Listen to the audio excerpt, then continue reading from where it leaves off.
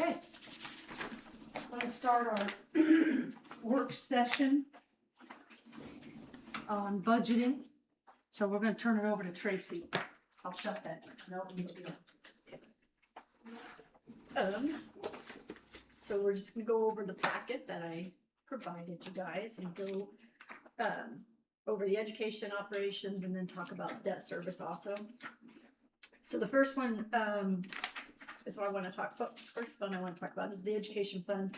This first page is just, for your information. You guys, know what the expenses are from the education fund. Our main source of revenue is the basic grant, which is, driven by our student enrollment and student count. And it's currently being supported by the referendum fund. And then these are the projections that I use, the assumptions that I used for my projections for the education fund from 27 to 31. So we included salary increases for all staff, maintaining the current benefits, put in an annual increase for insurance premiums, and then estimated the textbook curriculum adoption costs. And you'll see in some of these other pages that those costs fluctuate each year because it depends on the subject that we are adopting. Like PE doesn't cost as much as like reading. So you'll see that fluctuation in the numbers in the years of depending on when we're doing those adoptions. And then I just maintained basically our current supply, travel, the tutoring that we're spending, and like summer school expenses, just kind of maintain those expenses at just current levels. When the projections for the revenue, I put in a 2% increase, assuming the state gives us a 2% increase in state tuition support each year, and then a 1% decrease in our enrollment. I took out the operations fund transfer for the technology support in 2027, starting that year. Talk a little bit more about that later. And then some of you are aware with this SEA 1 bill, part of those things that came out of that is their loss of the local income tax. And that was supposed to go into effect in 2028, but the legislators have pushed it out to 2029. So that's in these projections showing it going away in 29. Maybe they'll change and we'll get to keep it. But also with that local income tax, apparently after talking with Brock, our property taxes, there is a local income tax portion, I guess, in the property taxes that could be taken out also. So not only with this, but then the property taxes with the debt service and the operations, there could be money coming out of that. Does he have any idea how much that is? No. Probably not at this time. They are working with different groups in the state trying to figure out that impact on the schools and stuff in different schools. So that's something we might want to talk about, having them, evaluate our, because there's really no way I can't figure that out. No. So when we're seeing school corporations claiming they're going to be losing $10 million or whatever, do they know, or are they just kind of assuming? Well, so that's on the operations, and we'll get to that. Because that SEA 1 bill, it mainly affects, it does, it only affects operations. But see, our local income tax, we decided back, because before you could spread the local income tax over all the funds, or before you had to. And then it became an option that you could put it how you wanted to allocate it. And back when, obviously, because the education fund has always been overspending, that we decided to put all of the local income tax into the education fund to help support it. So none of the local income tax that actually comes as local income tax is deposited into operations fund at this time. It's all deposited into the education. But when I was talking to Brock about that and some other things, he mentioned that there is like some kind of portion of the local income tax that's included into the property taxes of how it's all figured. And so, but it's not called that. It's not called local income tax. But this taking the local income tax away apparently has a negative effect on the property taxes also. So these right here that she projected is the education fund, which is basically money from the students going to the teaching of. And these numbers are pretty solid projections. The only thing we're not for sure of is that loss of local income tax. Right. Everything else is pretty much knowing what we are doing with raises and health insurance and past trends. So these are pretty solid projections. Correct. Another thing I wanted to point out is on the revenue, all the other miscellaneous revenue, I left the amounts pretty much, the same, kind of kept them with a little bit of an increase, because I assumed over the next 5 years, we probably would increase the tuition costs for the Little Prairie preschool. So I put a little bit of an increase in for that. But one thing I wanted to note is that the interest rates are falling, so we've made a lot of money on interest on our investments and they're falling. And so we're projected to get $100,000 less in the education fund this year than we did last year in interest. So that's something we need to be aware of and keep, an eye on, I guess, because we've made quite a bit of money on that. Does all of that interest go into the education fund? No, the operations gets a portion of theirs, but we only put 10%. So we basically do the same percentage as we do the basic grant. We take and put 10% into the operations, and the rest goes into education, except for you're required to give federal grants. So like the cafeteria, whatever their balance is, we got to give them that portion of but it doesn't amount to a whole lot. So the majority of it goes into the education fund. And is that our choice, or is there any Yeah, that's our choice. guidance on where that has to go? No, it's local choice. So, I mean, before the education fund needed so much money, we used to do it proportionately. So honestly, the operations fund always had a bigger cash balance. And so it would get a bigger portion of the interest because it was allocated by that, whatever portion of the total funds that their cash balance was. That's how the percent that we would take and deposit into that. But once the referendum went through and all that stuff, and we were trying to get revenue to the education fund as much as we could, that's when we decided that we would do the 80-20 like we do for the basic grant. But you have to give the cafeteria their portion, and we also, because you remember telling our age, but when we did the whole buyout, pension bond buyout stuff in the thing, and we had to put money, so the sick days that are in the teacher's contract that we buy out when they're at retirement, there's a separate fund that we put money in, that fund we put interest into it and grow it. That's what's supposed to, cover those expenses so that you don't have an unfunded liability for benefits. So that fund gets a portion of it, but that fund only has like $250,000 in it, so it's less than 1% usually it's getting. And is that what pays unused sick days and things like that? Right. Upon retirement? Every time, yeah. But other than that, all the interest goes into the education fund. So the next page is just, I wanted to give you guys over the last 5 years of our enrollment and the tuition support that we've received. So, we have 2 counts each year for our enrollment. So we have a fall count and spring count, and then your basic, the ending tuition support for the year is based on the average count. So then they take that average count times the tuition support, and then that's what you get for your tuition support for that year. So if you can see, each year we've went down students. We've lost a total of 72 in the last 5 years. So about an average of 14 students a year. Some years were more, some years were less. We even went up 3 in 23, 24, but so then you can also see what the increases was that the state has given to the tuition support. Obviously 21, 22 is a pretty big increase of 5.5%. That was COVID money, COVID years. And then you also see another 5.9% in the 23, 24. Well, that was when they put the textbook reimbursement into the basic grant. And so that's why that's increased, because instead of having your own, they included all of those expenses into the education. So they put that revenue in there also. And then you can see the last 2 years, they've kind of balanced back out to where they normally are. And that's pretty standard, the 1 to 3. Mm-hmm.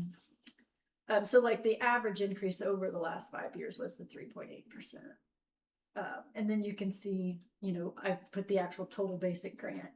And then I just wanted you to know, over the last 5 years, we've, lost $500,000 because of our declining enrollment, because that would have been funds that we would have, had we had the state level, from students, So- but we haven't lost any opportunities for students that we offer, and Correct. we've been able to provide increases, salary. Right. Yeah. And Raises, those so, services like counseling, and we'll talk about that, Yeah. yeah. Yeah. so that's a big, Big it's thing. a big, yeah, it's a big amount to cover. So that's just for your information, just kind of get a picture of what with the education fund. And then I wanted to give you this year's numbers just so you could see, you know, by school, the fall count and the spring count. And so the spring count, it's called spring count, but it's actually in February, beginning of February. But so since that count in February, we've went down 16 students. Do we know where, did they homeschool or go to? Since February or since February? When I looked on April 28th, those were the numbers, and that was down 16 from. And typically what you see is it does come from the junior, senior high school. Yeah. So what happens sometimes is that you may have some dropouts, you may have some so far behind in credit recovery that they withdraw, or they go to virtual. There's so many options. See, Prairie Crossing actually since February has went up to, and Audubon stayed exactly the same. So it's all up at Central. Not uncommon when it comes to school corporations. It usually happens at that level.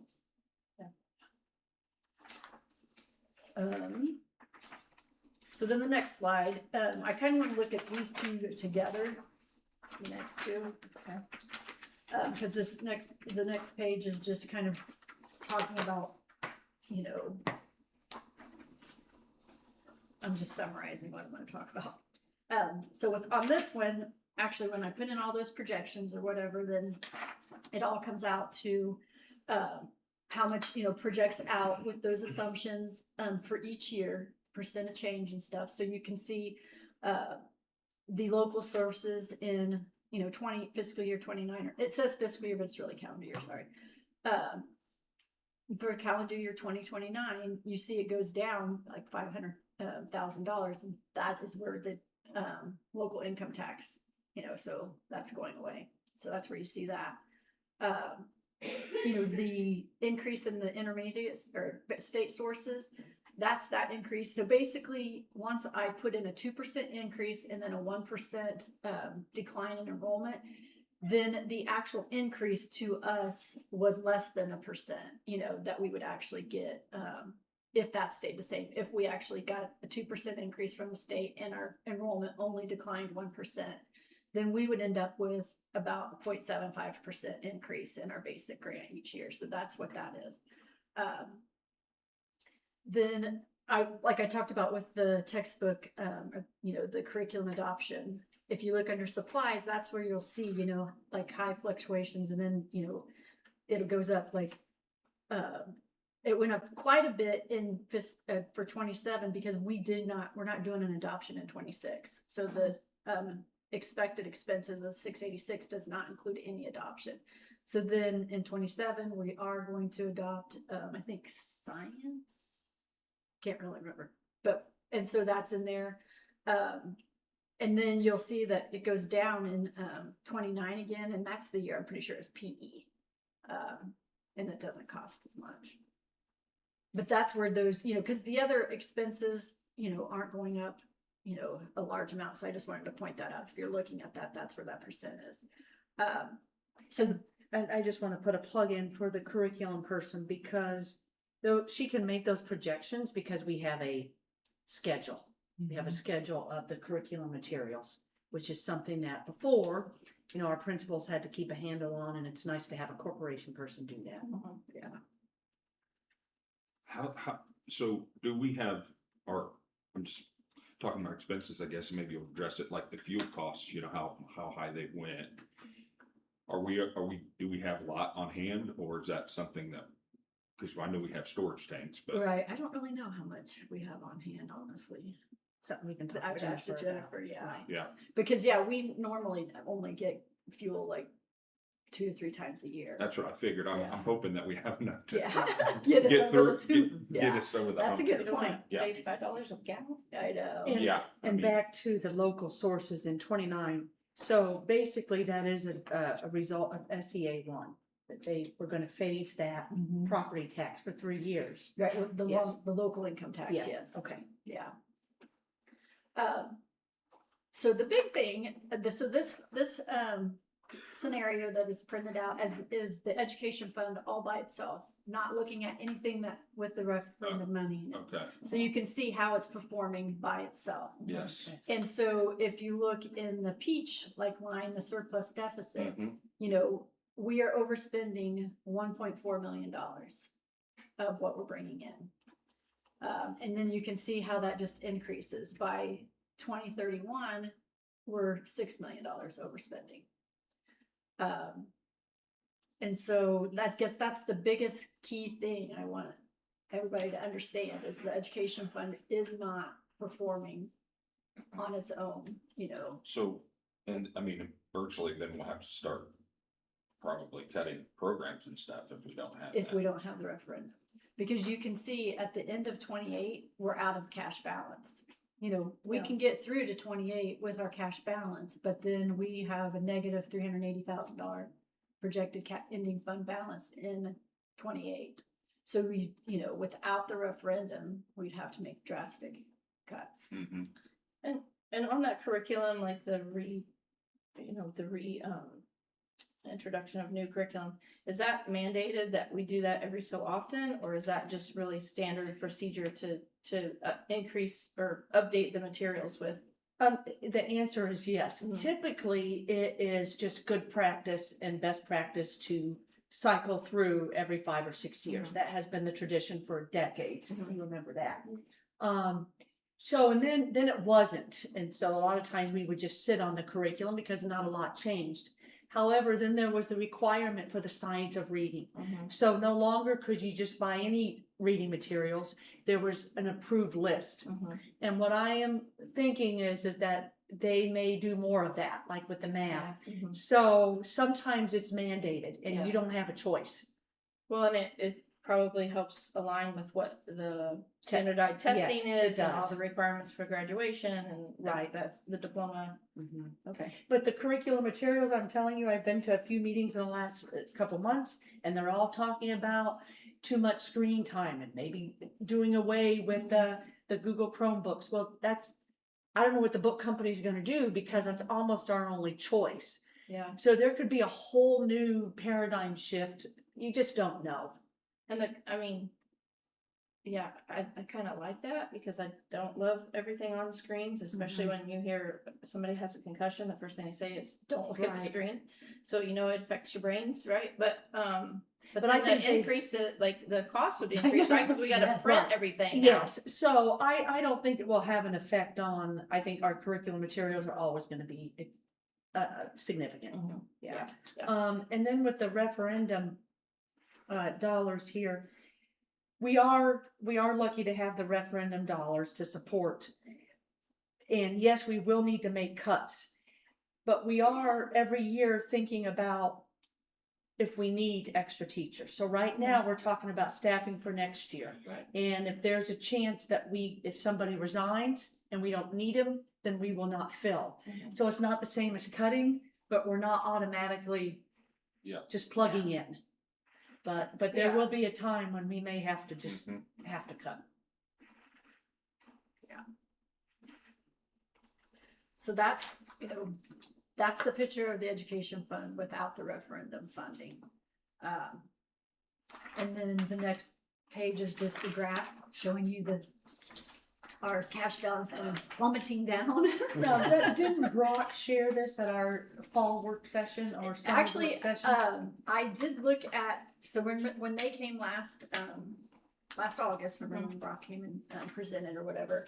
And so I looked at his their projections compared to what mine were, and they were pretty similar, so. Yeah. That's good. So yeah, so it's pretty accurate with what they projected also.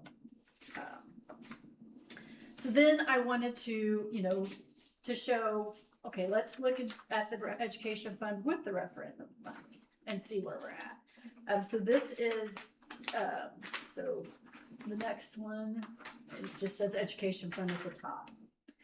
So that's where you can see if we transfer money over to the referendum, from the referendum fund to the education fund each year to help support it, you can see that at the end of 2031, we are transferring almost $6.2 million from the referendum to that because we'll have a cash balance in the referendum. And the ending fund balance is about $4 million, which is right around our 20% target that we want to target our cash balance.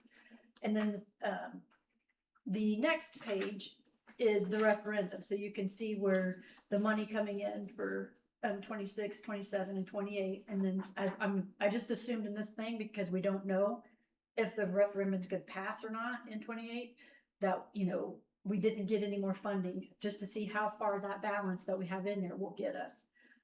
And so you can see at the end of 2030, we would have 3.6 million in the referendum fund, which would not support 32. Because we're needing 6.2 in 31 without any cuts. So that would be assuming we don't reduce any staff. This is everything status quo.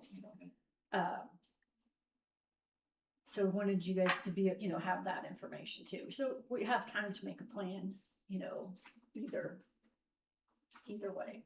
Now, do you foresee, even if we have the referendum fund renewed, do you foresee any need to follow attrition and reducing staff by that method? I think we do need to look at that. I think I'm hearing you say, are you asking how heavy I would look at attrition? Yes. Yes, I would say heavy.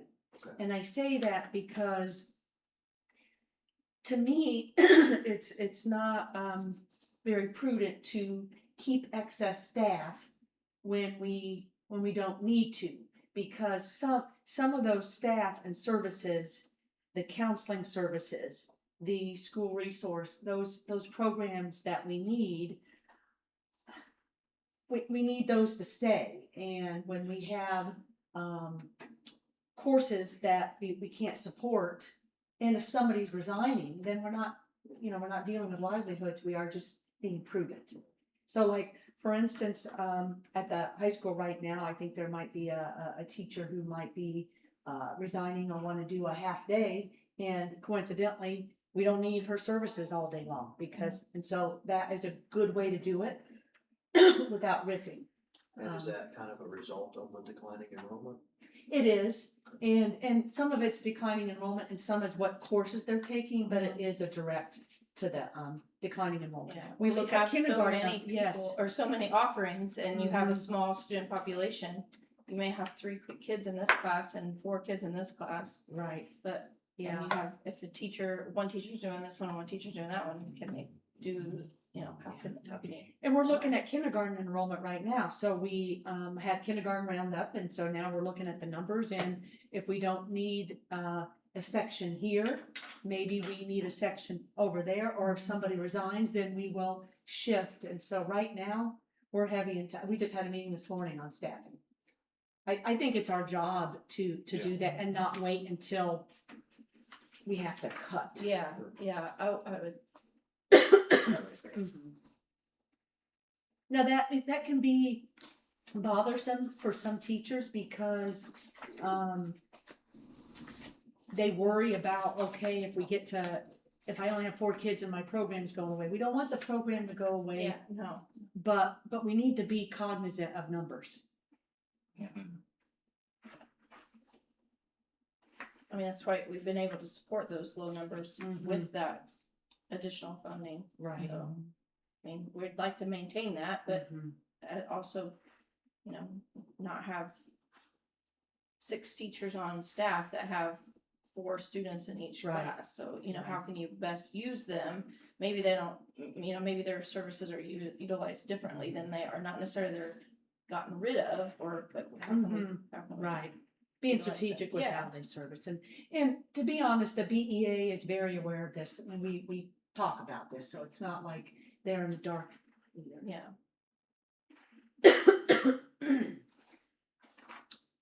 Okay, so it's sunny and bright with the referendum, just so you know. And Scott, that's a good question, because that to me is my job and that's the principal's job. I think that is you need to believe that we are keeping an eye on student to teacher ratios and programs. I think it's a constant, basically, right? Yeah, and then every year, right after Christmas, we start talking about next year. And that's what we use as numbers. The next 2 pages are just some graphs that just illustrating basically what the numbers were that we just discussed. Where you can see the revenue amount and expense, and then where the cash balance would be. And then the next one just shows you like what the with the referendum, where the education cash balance is, and without it, and like we already discussed. It'll be depleted by the end of 2028. So does anybody have any other questions on the education plan? If not, we can move on to the operations. No questions here. All right. So then again, with the operations, just kind of what's the expenditures that come out of that? It's basically this office, the central office, custodial maintenance, transportation, and all of our operational supply type stuff. And the main source of revenue for the operation fund is the local property taxes, which will be affected greatly by the SEA 1 bill. The projections for the operations fund on the next page.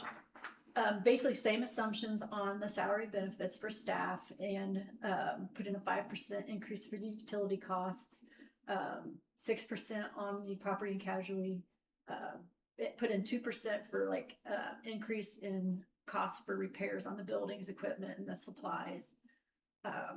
I did talk to Jennifer, and we did adjust the 5-year school bus replacement plan.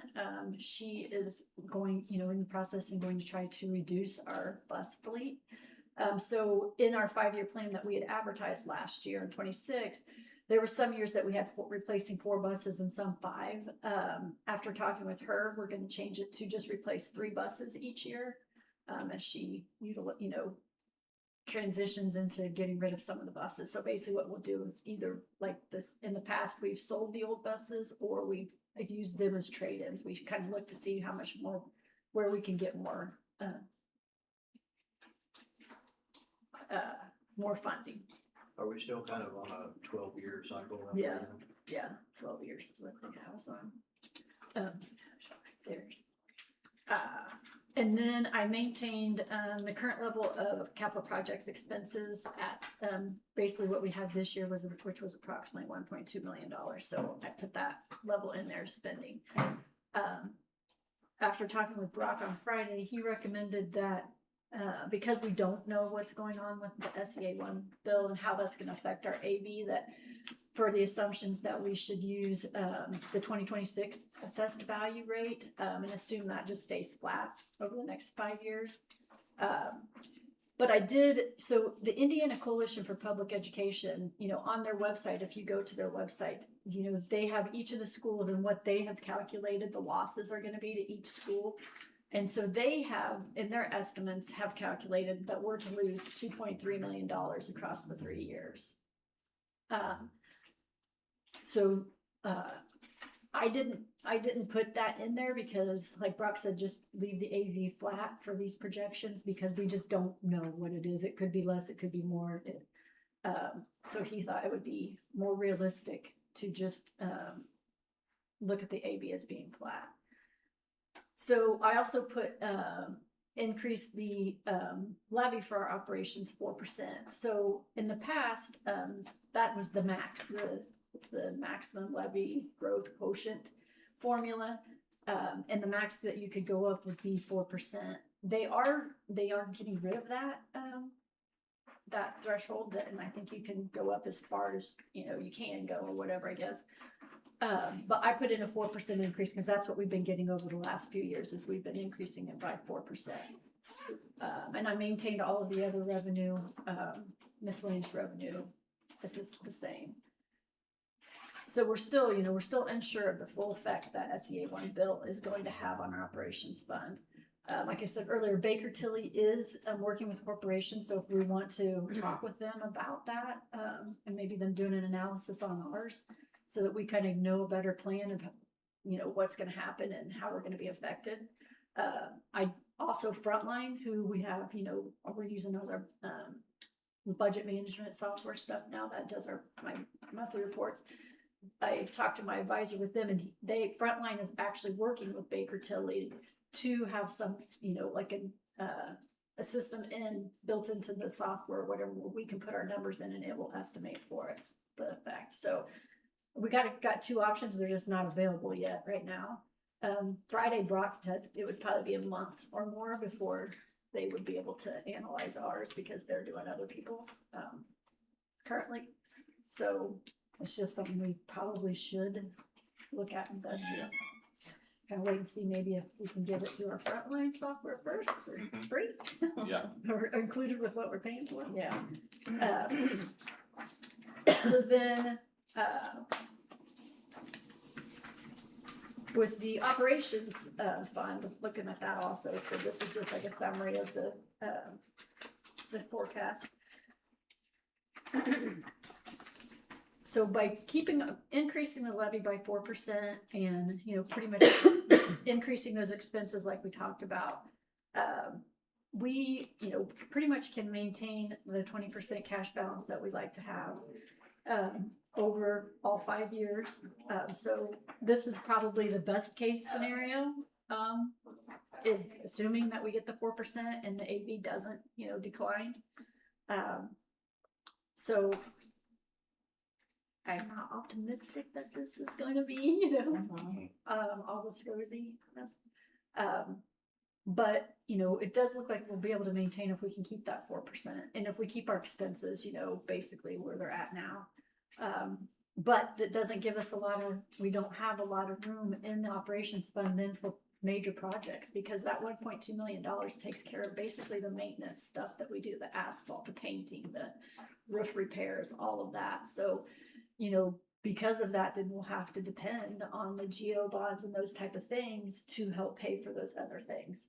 We don't really have any extra money to accumulate for future projects in the operations, because it's basically being spent on all of those fixed costs and those basically what I would consider fixed capital projects and things that we, need to do each year to maintain the buildings. And then I also wanted to let you guys know that, because like in this system, it names them both the same. I don't know why, the 3s and 4s, other purchase services. So the first line of the 1.7 and the first, that's the repairs and maintenance. It's got our water and sewage in there and any like construction cost type things. And then the second one, the 490, that's our insurance, our property and casualty insurance, and like the communications that we have to pay for, like the internet and that type of stuff, and the travel accounts. So I just wanted to give you guys the details on that. But regardless of that SEA one and the effects from that tax thing, the capital projects fund has never been enough to really do major work. That's why we've all using geo bonds and that has been helpful, and that's what most schools need to do, especially with the cost of things these days. Can't get much for $2 million. Yeah. And then the next is just a bar graph that shows you the expenses, revenue, and then the cash balance. See, the cash balance pretty much is maintaining right there at the 20% that we said we want to keep it at. So that's all I have on the operations at this point. Does anybody have any questions? Again, the biggest thing with operations is the effect of that SEA 1 bill. And so we're kind of just going to wait and see. We do have our annual conference, ASBO conference this week, so I'm hoping that we find some information out from the state legislators or the organizations that'll be there. So, or at least help us figure out how we're supposed to plan going forward. It is interesting they shifted it a little bit. There's Yeah. still too many unknowns for them Right. to even put it in place. Yes. So Brock says that he thinks it's because the legislators didn't realize all of the unintended consequences. And so that's why they pushed it down to 29. They're still trying to There's a analyze. I know. Yeah, imagine. So Can't imagine nothing changing, because as much as it's hurting everyone statewide. Mhm. Yeah, I just can't fathom they would let that happen.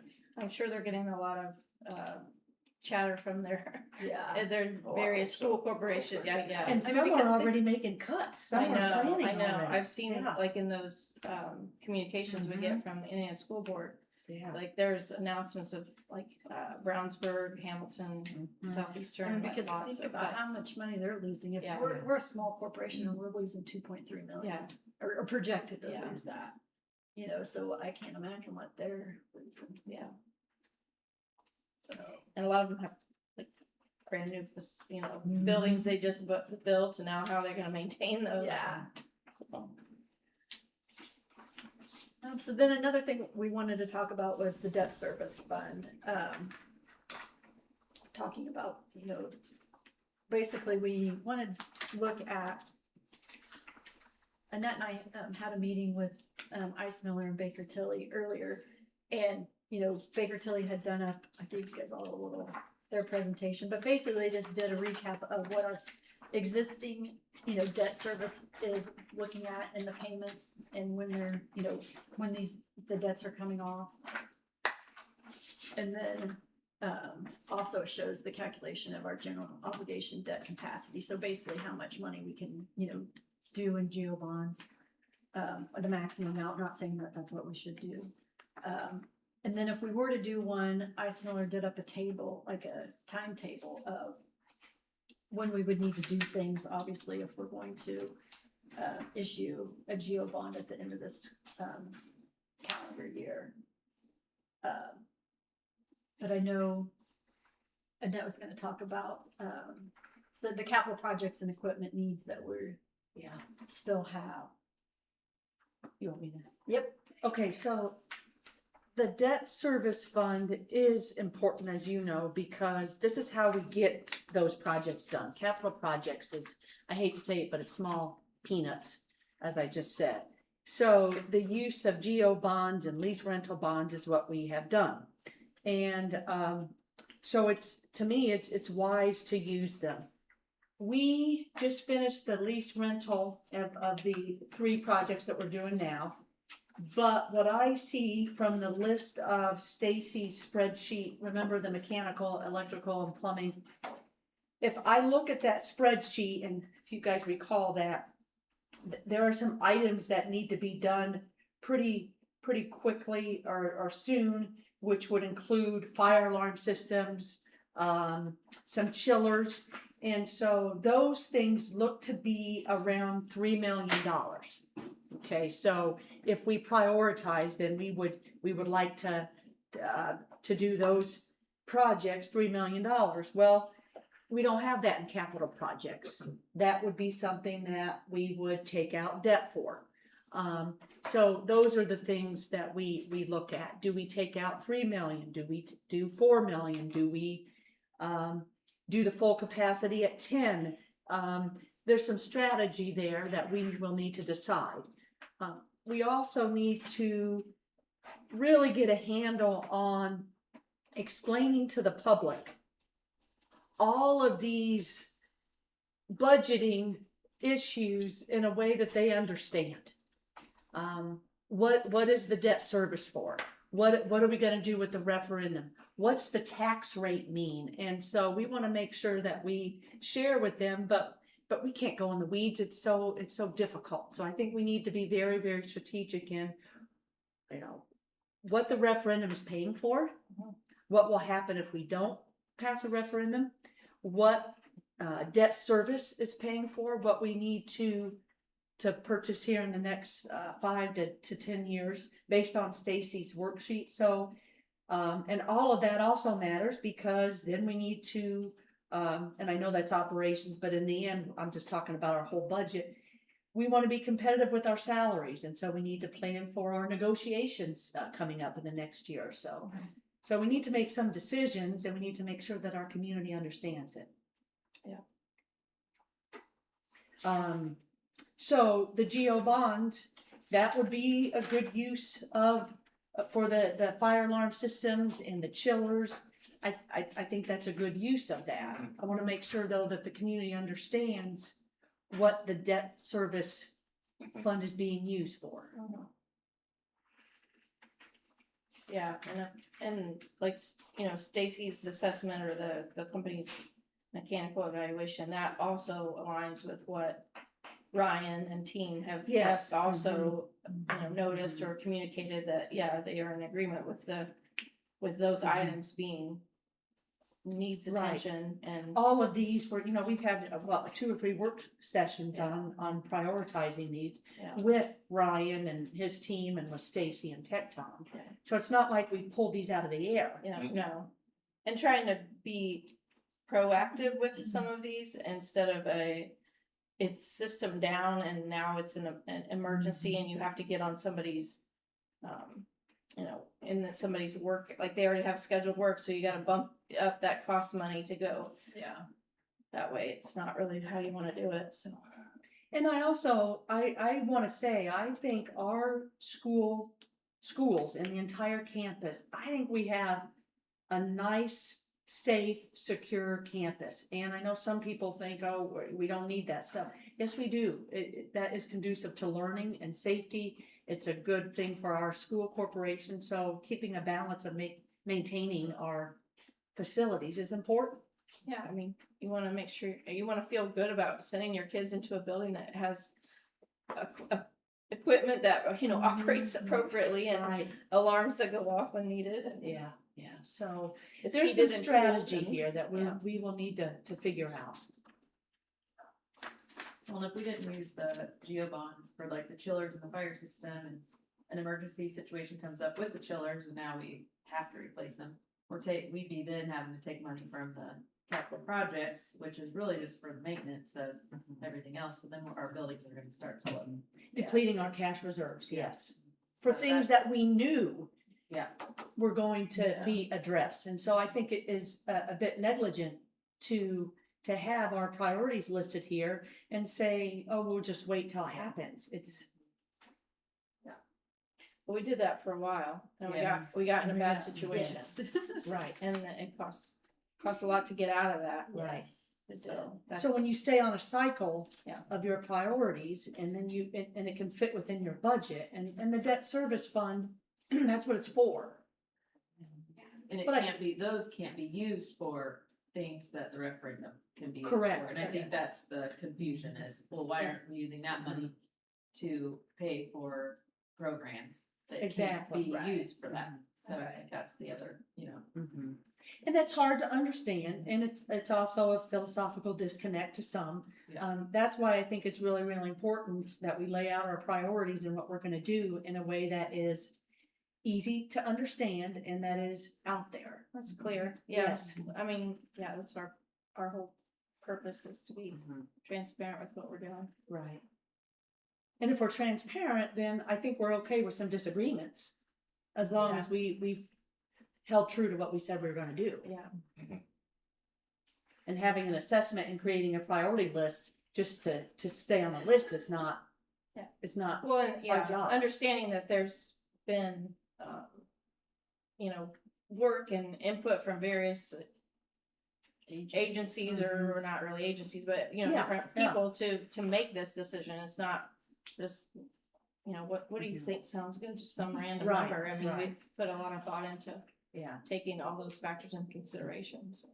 So I would say that I agree with Tracy. So whether it is Frontlines Analytics or Baker Tilly, I think we need to throw these scenarios in with keeping up with our priorities and trying to figure out if we're ready, if the referendum doesn't pass, or if it does pass, then we know what it pays for. So there's a lot of strategy here in the next year or two. And if Frontline Analytics, I don't want to say it's free, but it's part of the package we pay for. If they can run the analytics, I would do it. I would let them run it. I agree, and they've got, I mean, I can see it, and I can see portions of it, so they have it, because you know, it's the 3 different pots, the 1%, 2%, 3%, I think. Yeah. And then the property tax, or the personal property, is that what it is? Yeah, like your equipment, I guess, or something. So they have it all built in there, they just are trying to work with different people, you know, Baker Tilly and the state, and making sure that they have it set up properly. So they've somehow gotten what each of those, you know, each person's property, where they fall in that 1, 2, and 3. You know, they probably purchased it from some company or whatever. So, I mean, I know our advisor at Frontline, he told me on Friday that he has a meeting this week about it, so they're hoping to have it finalized in the next couple weeks. So Are they national? they are. Frontline? So they gotta deal with every state individually because they're. Yes. Yeah. Scared me. Sorry. That would, that would be. Yeah, so my advisor, Hard he to actually learn all the lives in different state Ohio. rules. Oh, my, yeah. And so, I'm sure they have. but People, he has, yeah, most you of his do in clients, I Indiana. guess, are in Indiana, or he has Ohio and Indiana or whatever, but yeah. And we're a rare breed here in Indiana, just so you know. But it would be safe to say that we could have some good information as a board for our summer board retreat then, Definitely should be. to help make Yeah. some decisions. And when does that probably need to be made officially for? For the Geobonds? Geobond? Yeah. Yeah, this, Well, This they gave us timeline, this one this summer, but I know it can be pushed back. By November for sure. Yeah, yeah. And that's late, but that's why I think this summer in June, that'd be an ideal time. Okay. yeah, so Yeah. November 17th one. Lock in.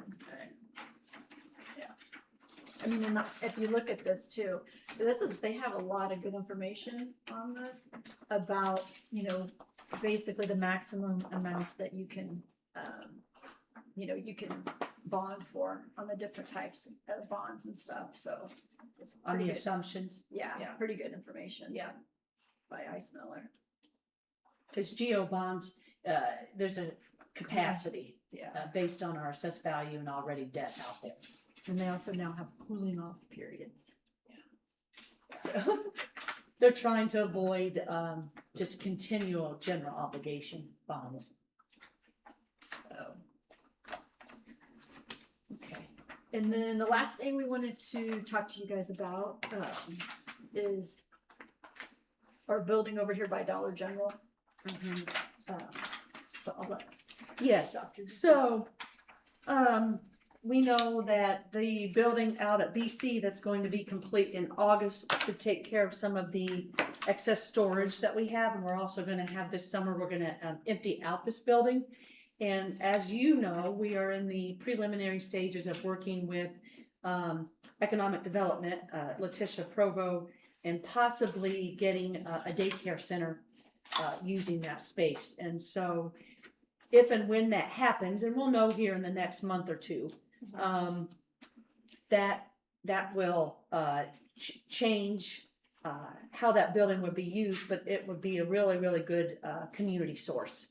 And so when that building, when that's empty and when we know what we're using it for, remember, we're gonna take on some of that storage and the record retentions and things over here. I'll just need to keep you posted on what that looks like, but I think that's a really good use, could be a good use for the community. And is that grant firm? The grant is firm for Letitia in the economic development, so she has been awarded like a $200,000 grant. So what we can do is, based on the schematics and what needs to be done over there, that won't be enough to renovate, but we have some BP community impact money Right. from even before my time that is close to $200,000 that I think could be a good use of that community impact money, and together that should be able to be enough for the renovations. What We're about- still in the building, right? We would Yeah. still own the building, yes. I wonder if the foundation could give any additional grant money to. They may be able to, and so what we could do is once they have this drawings done. Yeah. And we give those drawings to Tecton to see a cost estimate, then we'll know, are we in the ballpark or do we need to seek additional? Okay. Yes, and Letitia is working with community people with daycare and So it's all in the works right now, but so far it's been positive. Mhm. But yes, good question. We would still own the building. And then we would serve as, we would lease it. Mhm. And then Letitia would put out, RFPs for potential daycare. She would handle that part of it. We would be the owner of the building and maintain it. Could there be something, I don't wanna say priority wise, but for like staff? Some kind of a, I don't know what you would call it, like a, Like BCSC staff will get a first yeah, or a. So, at the like, daycare. yeah. There could be, now that, some schools will put that into the negotiations, and so that would be something that we could negotiate. Okay. I know that Tracy made a good suggestion too. It may be worth Benton Community Schools sending a bus from the daycare out to the preschool out at Benton Community. So there are a lot of things that we can do to help support not only staff, but, yeah, so. Yeah. Once we kind of get the logistics going, Okay. yeah. But now it is a daycare, so it is not a preschool. Yes. Yes. So just wanted to kind of keep you aware of that. Now, remember though, once that storage, once we claim that, we'll have, this building will look a little different. We have our record boxes and our paper, and we'll handle that. Yeah. So that's all for now. That's all I have. Anything else for the work session? I think Brandy's- No, a lot of good information and sit and wait for the state to figure out what they're gonna make us do. I know. Thank you for the detailed paperwork. Yeah. Appreciate that. Yeah, thank you. I will tell you that.